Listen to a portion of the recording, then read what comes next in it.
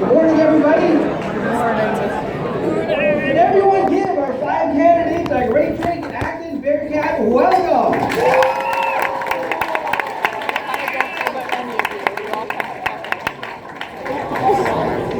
It gives me great pleasure to welcome everyone to this room to Acton High School's All Candidates Debate. Your host and moderator today is the very talented Brianna Chen. Please give her a big round of applause.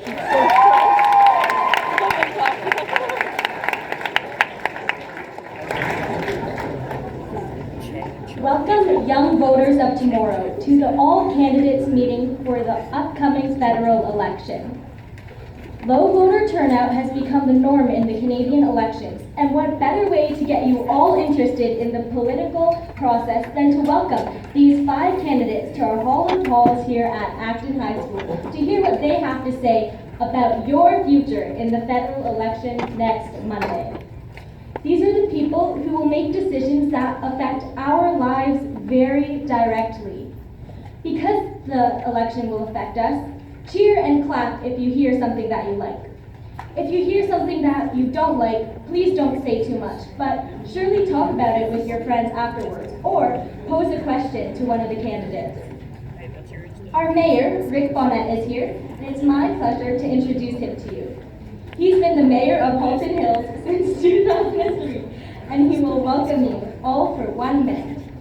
The Honorable Mayor Rick Bonnet.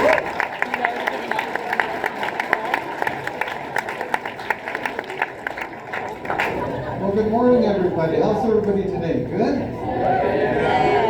It's also good to be here because a lot of you may or may not know, but I'm an Acton High School alumni. Yay! Today, you won't see them because we're all in the dark, but Councillor Jane Fogel, Councillor Moya Johnson at the back waving, and another Acton High School alumni, Councillor Michael Chong.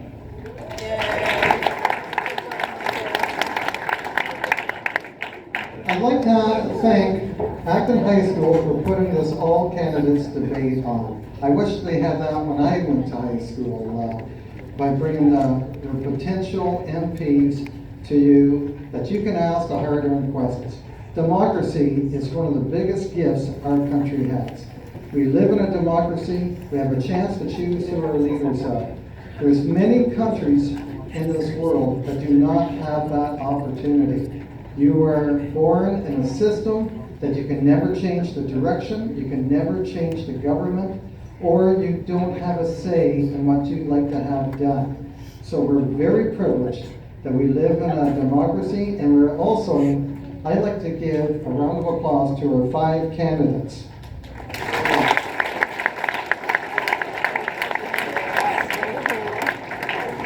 These 5 candidates, they represent 5 different parties, many of them very different views.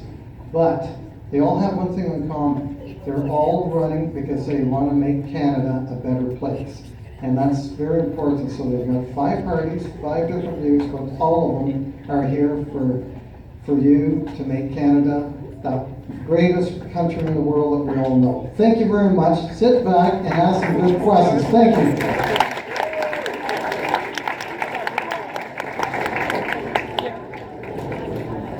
Thank you, Mayor Bonnet. It's now my pleasure to introduce your candidates. In reverse alphabetical order, we have Dr. Ralph Martin, representing the Green Party of Canada.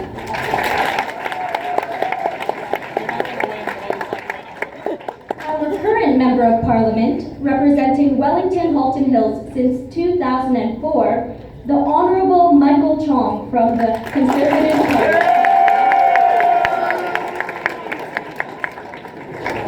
Mr. Syl Carle, representing the People's Party of Canada.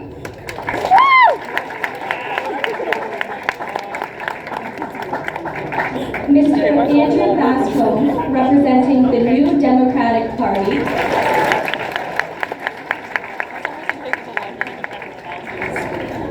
And from the Liberal Party of Canada, Dr. Lesley Barron.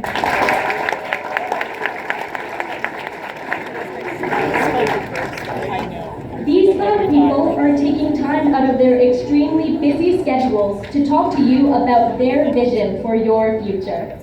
Please give them a big round of applause and a rousing Acton High School Bearcat welcome.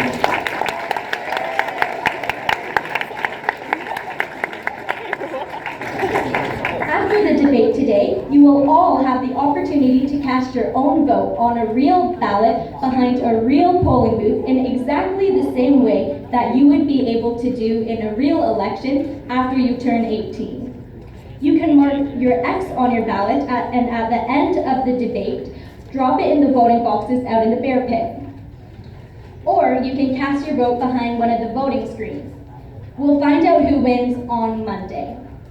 So, let's hear what our 5 candidates have to say. Here's how it'll work.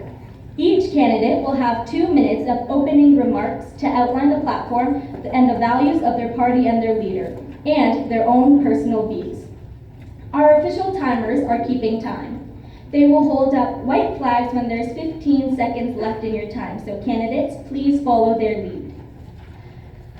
Candidates, generally speaking, let's keep this about your vision and not about the perceived lack of vision of the other candidates or parties. Then we will move to the question and answer session. Each candidate will have 1 minute to answer on a rotating basis. Our 2 timers will wave their white flags when there are 10 seconds left in the question and answers. As the questions continue, if anyone else in the audience thinks up of a good question during the discussions, please see Miss Somerville or Miss Kresnick at the mic to see if you can ask your question too. If a candidate mentions another candidate while answering a question, the mentioned candidate will have 15 seconds to rebut if desired. We may ask a question in French, but we'll follow with the same question in English. And candidates, please feel free to answer a question in French if you can. We have a good population of French immersion students, and this is a bilingual country. Your timer will start once you start answering in English. When the Q&A is over, each candidate will have 1 minute for closing remarks, reverse order from the opening remarks. We will start closing remarks at approximately 11:15 a.m. Is everyone ready? Good. We'll go left to right for the opening remarks. First, the Honorable Michael Chong. Oh, there's a mic. No, just yell. Thank you, Brianna. Thank you, Acton High School, for inviting me here today. It's great to be here.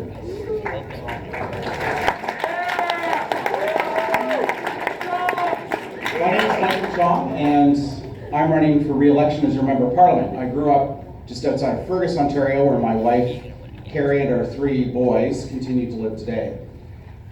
After graduating from Fergus High School, I ended up going to Toronto and working in the private sector for a number of years, so I've got some private sector experience. I became the Chief Information Officer at the National Hockey League Players Association. And back in 2004, I decided to come home and run for election in this riding, and I've represented you and your parents ever since. One of the things I'd like you to think about in the upcoming hour and a quarter debate is that in Canada, we don't elect parties, we don't elect prime ministers, we elect legislatures. That's part of our Westminster parliamentary system. So more important than political parties, political leaders, or political party platforms are the candidates that we send on your behalf to Ottawa, the 338 members of Parliament, who each represent a little slice of Canada. Those people come together, hold governments accountable. Some of them are in cabinet, others sit on committees, some of them sit on the front bench, some of them sit on the back bench. But all of them contribute to the governance of this country. So over the next hour or so, I'd like you to think about the candidates here on stage and the different ideas and qualities that they bring to the table as they seek your vote in the student vote here at Acton High School. I look forward to your questions, and I ask for your vote in the student vote to continue to represent you here in Acton and across Burlington, Halton Hills. Thank you very much for having me.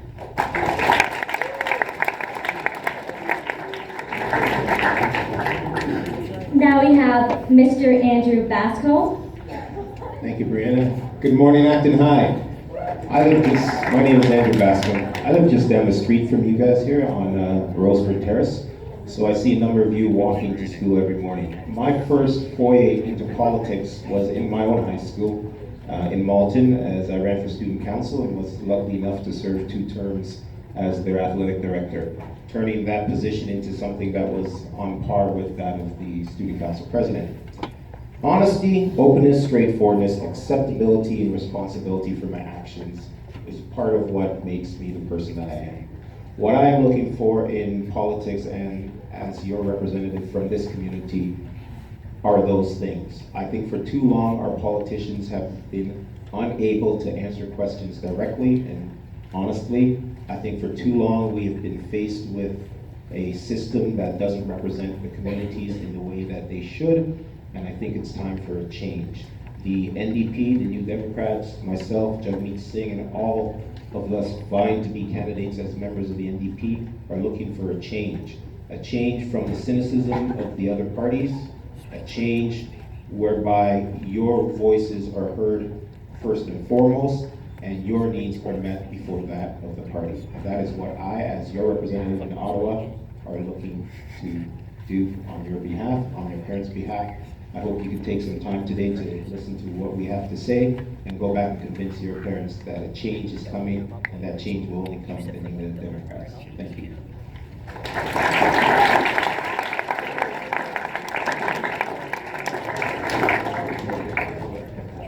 Dr. Ralph Martin.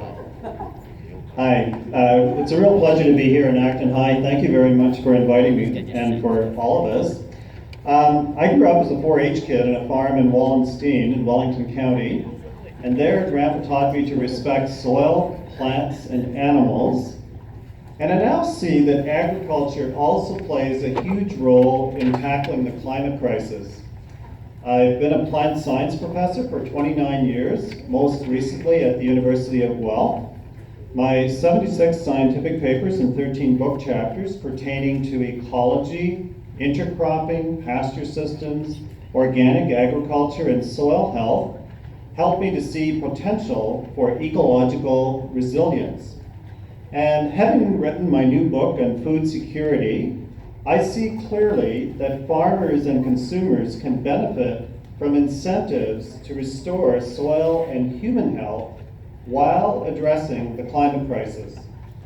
In the 1990s, when organic agriculture was still being questioned, I used my sales skills as a pioneer in the organic sector to attract federal funding. And then as the founding director of the Organic Agriculture Centre of Canada, I also secured funding from most provinces. Since then, sales of organic products in Canada have exceeded $55 billion. I want you to know that as your MP in Parliament, I will vote for you, my constituents, in this riding. In the Green Party, this reasonable approach is neither dramatic nor exceptional. Other party leaders mostly insist on how their MPs will vote. The Green Party is committed to spending your money wisely. It makes sense to apply sound fiscal management with solid evidence. Our platform has been fully vetted by the nonpartisan parliamentary budget officer. I am practical and with you will create sustainable jobs and healthy communities for us and our children. Thank you.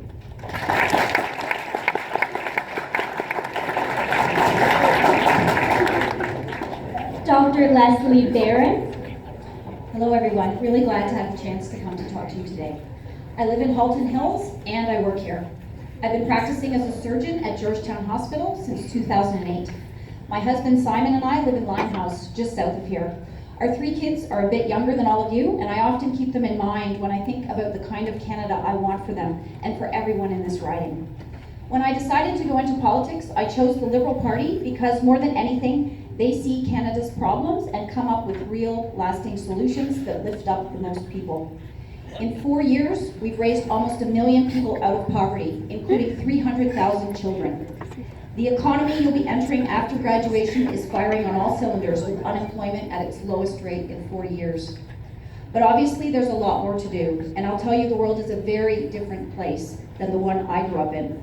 If I was graduating university this year, I may never even have been a surgeon, given how much tuition has skyrocketed. The Liberals will help by investing in students. We plan to increase the Canada Student Grant by up to $1,200 per year, and we'll give students a 2-year grace period before they have to start repaying their loans. A lot of Canadians don't have a family doctor, and many can't afford their medications. The Liberals will work toward making sure every Canadian has access to a family doctor and will lower medication costs with the new pharmacare program. The Canada of the future will still have to deal with the impact of climate change. The Liberals have come up with realistic and effective ways to fight it while shifting to a cleaner economy. We've made the polluters pay and gave the money we raised back to Canadians.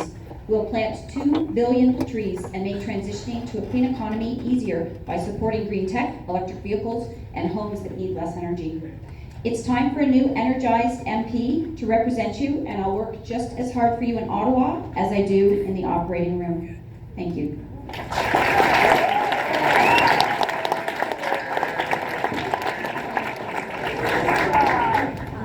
And Mr. Syl Carle. Bonjour tout le monde. Hello everyone. The People's Party was founded just over a year ago, following a deep displeasure with the mainstream parties. Our core principles of personal responsibility, respect, fairness, and freedom has guided us in the development of our platform policies, which you can view in more details at peoplespartyofcanada.ca. Of the currently unveiled 16 policy platform, I'd like to tell you about one of them right now. And it's the one dealing with free speech. To the mayor's point earlier that our democracy is the single best thing we have, free speech in this country is the second most important thing we have. What some people find politically incorrect, offensive, or even hateful cannot serve as the legal basis for discrimination and censorship. Canadians should be able to enjoy maximum freedom of conscience and expression as guaranteed in Section 2 of the Charter. Just in the past few days, we observed journalists being arrested, only to be released shortly thereafter without charges. 2 conservative-leaning news organizations have had their journalists denied access to the national debate, a decision that was overturned by a judge. A People's Party government will restrict the definition of hate speech as it stands currently in the criminal code. We will repeal any legislation or regulation curtailing free speech on the internet and prevent the reinstatement of Section 13 of the Canadian Human Rights Act. We will repeal C-16 and 103.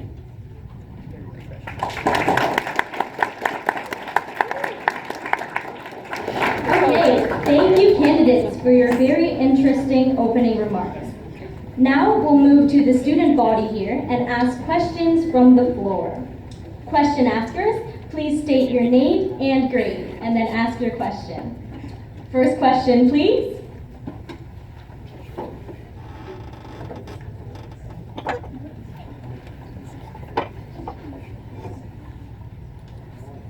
Hi, my name is Hannah Warden. I'm in grade 11. If you were to make any changes to our current immigration policies, what would they be and why? Please quote statistics in your answers if possible. Thank you. Thank you for your question, Hannah. We're going to start with Mr. Andrew Bascombe.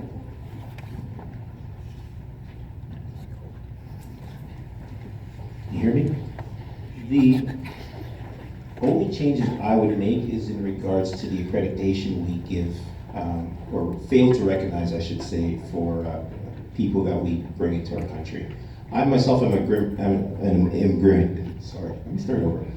I am an immigrant to this country. I wasn't born here. I was born on a tiny island in the Caribbean. My parents brought me to Canada in the early 70s in order to give myself and them a better future. I was in grade 4 at the time, under what is basically the British education system.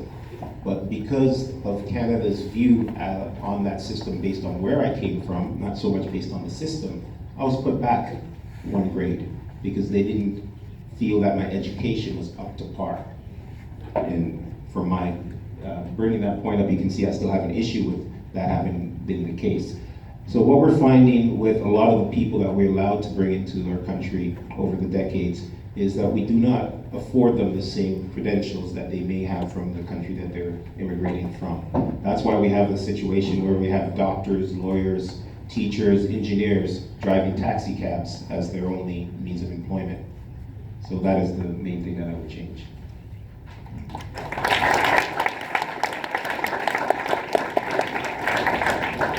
Thank you, Mr. Bascombe, for your answer. Next, we'll have Dr. Lesley Barron.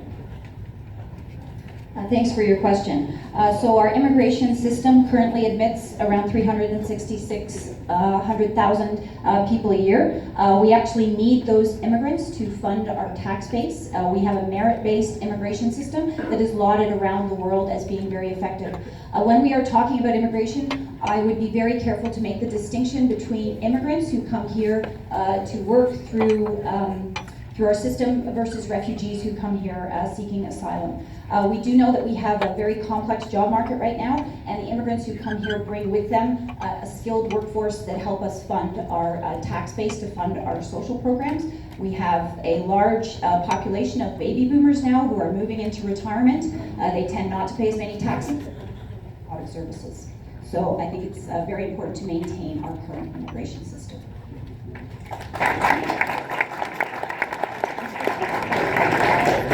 Thank you very much. We'll now have Mr. Michael Chong. Well, thank you for the question. I think there are several things we can do to strengthen our immigration system. First and foremost, whatever system we have needs to be legal, safe, and fair for the immigrants that are applying to come to Canada and for Canadians. And so to that end, I think that we need to amend the Safe Third Country Agreement, working with the American administration, to close the loophole that currently exists that is allowing people to illegally cross the border at Roxham Road in Laval, Quebec. This is a backdoor entry. People are flying from countries like Africa, going to LaGuardia, getting into cabs, and going right up to that border crossing and crossing illegally and bypassing our system. It's not fair to the millions of immigrants who've applied, who are waiting in queue to have their applications processed. So that's the first thing we need to do. The second thing we need to do is strengthen the language requirements for prospective immigrants. The language requirements will be strengthened to apply for immigrants all the way from 18 years of age up to 65 years of age. That will ensure that we have both English and French language requirements that are strong, that allow these immigrants to integrate into our workforce. The last thing I think we need to do is we need to, I think, take a look at ensuring that the time to process applications is reduced.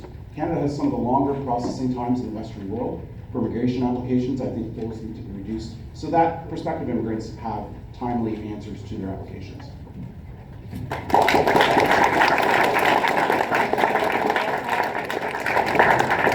Thank you. We'll now be hearing from Mr. Syl Carle.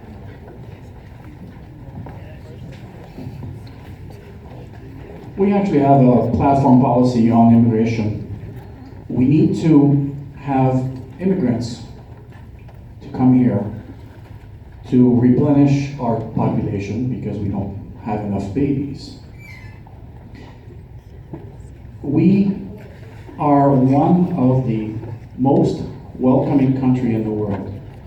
Per capita, we are accepting the most immigrant of all countries in the world. Canada has a long history of being generous with people that fear for their lives in their country, and we should continue to remain generous with these people. Unfortunately, there are people that take advantage. The majority of people crossing at Roxham Road in Quebec are those people. They are fleeing poor economic conditions in their country. They're not fleeing a life-threatening situation.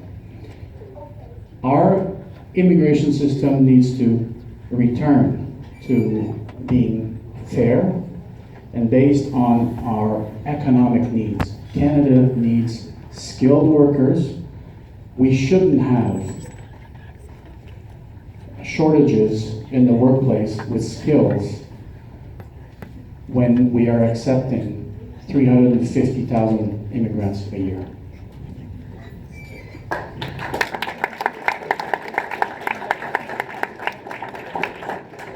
Thank you. We will now hear from Dr. Ralph Martin. Well, I guess maybe it's because I'm a professor, but I like testing.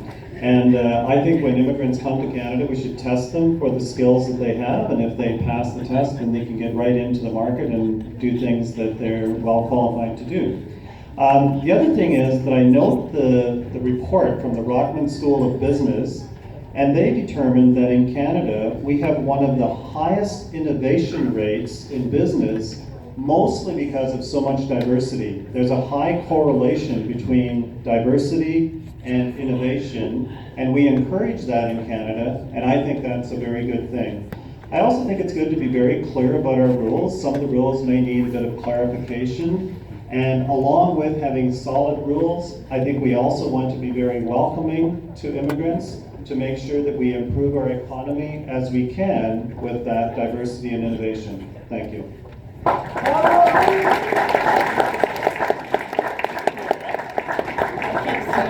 Great answers, candidates. Now, Abubakar Butt will be presenting our next question.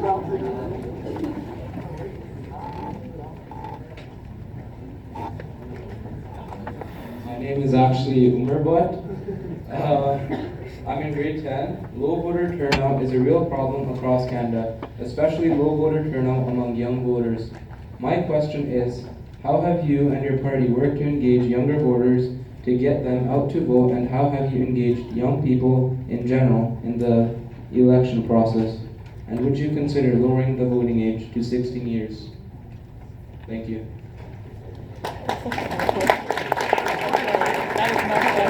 Starting with Dr. Lesley Barron. Thanks for that great question. I think, so first of all, this is a personal opinion. It's not part of the Liberal Party platform. In Australia, where I lived for 4.5 years, they have mandatory voting. If you do not show up at a polling station on election day, you receive a $120 fine in the mail. Their voting turnout rates are upwards of 90%. So that is one way, but there are arguments for and against that. I would prefer that people turned out to the polls because they were interested in our democracy. I know that Justin Trudeau is the Minister of Youth himself. When he took office in 2015, he started a youth council. Every MP that works under him who is a Liberal is mandated to have their own youth council in their ridings to get more people involved in our politics. It's very important. Again, the next point is not part of the Liberal Party platform, but I do believe in term limits. I do believe you should not be allowed to continue to run on and on and on. I think 2 or 3 terms is enough. We know that this is good practice. Most Canadians support it, and it would foster youth and diversity and better decision making in our government. Thank you.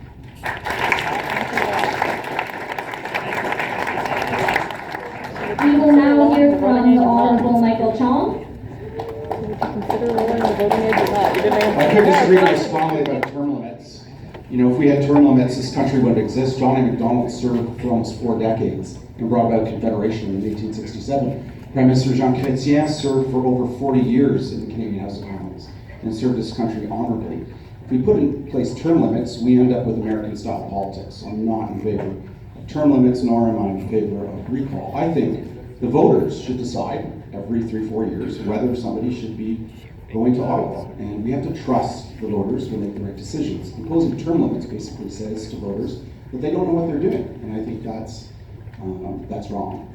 In terms of increasing voter turnout, we've engaged with literally thousands of people in this election campaign. There's about 85,000 electors in this riding, voters. We've knocked on tens of thousands of doors. We've personally talked to some probably close to 20,000 people, many of them young people, and encourage them to come out to vote. We have a huge effort to get people out to vote in the next 4 days. And in terms of lowering the voting age, I'll say this. We lowered the voting age once, and it did not increase young voter turnout. The voting age used to be 21 and higher, up to the early 1970s. The voting age was reduced from 21 to 19, And we've actually seen a decrease in the number of younger people coming out to vote. So I'm not sure dropping the voting age to 16 will actually make a difference in increasing voter turnout.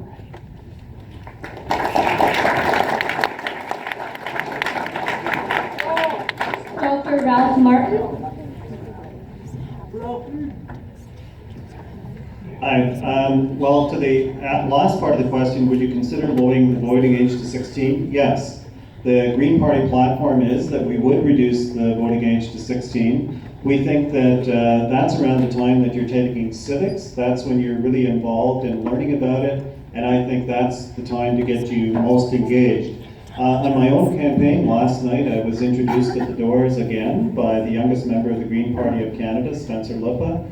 I have a number of young people going door to door with me. My campaign manager is in his 20s, and we are very cognizant of youth and the fact that the Green Party platform is for you, your generation, and your children. This is all about you, and it's all about youth and how we look at the future and how we make the decisions and the implementations today that we must make in order for you to have a suitable future. Thank you.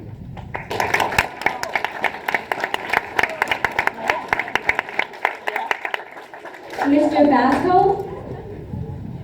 The New Democrats have a youth caucus as part of its party makeup. We have been using social media to send out the message to young people that A, there's an election going on, B, there are issues that pertain to you, C, convince your parents otherwise to vote for us. And we have volunteers on a lot of our campaigns who are out in the communities, putting up signs, putting out literature, and doing what we can to assist with getting older individuals out to the polls if they need a ride and the like. In regards to the voter age, I don't see why not. Those of you here right now are between the ages of 16 to 18. Only those of you that are 18 can vote, yet you're all getting the same message. A lot of what I've been experiencing throughout this process from all the political parties is, we'll do this, but somewhere down the line. And I'm getting tired of understanding and asking the question, why are we putting all this off to a later date when the need is now, the need is here? We need to address these issues now, not 4 years down the line. Thank you.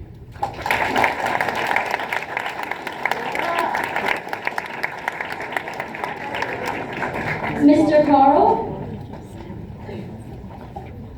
Qui dans l'audience aujourd'hui aimerait voir l'âge de vote diminuer à 16 ans? So who in the audience here would like to see the voting age lowered to 16? It's very few. Well, more.